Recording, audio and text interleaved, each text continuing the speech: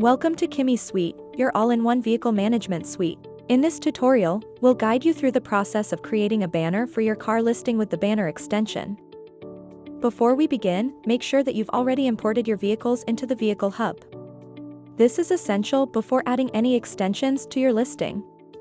From the home screen, click on the Vehicle Hub app to get started. Next, click on the Extensions button at the top of the screen. You'll be taken to a screen where all available extensions are displayed. Find the banner card and click the orange Enable button. Now click Configure, and you'll be taken to a page where all your previously created banners are displayed. To create a new banner, click the Create Banner button in the top right corner. Here, you need to fill out some important information.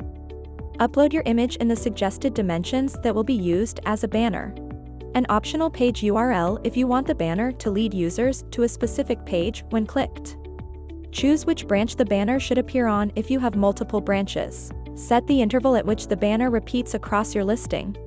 Decide if the banner should open in a new tab when clicked. And finally, choose whether the banner is active or not. Once all the information is filled out, click Save Changes. You'll now see your banner listed along with any others you've created. To view your new banner, you would first need to click the tab bar at the bottom of the page to return to the home screen. From the home screen, select the Widget Creator app. Next, choose the Vehicle Hub listing and select the Elegant option to proceed. In the widget preview, you'll now see your newly created banner among your vehicle listings, ready to enhance your dealership's online presence. And that's it.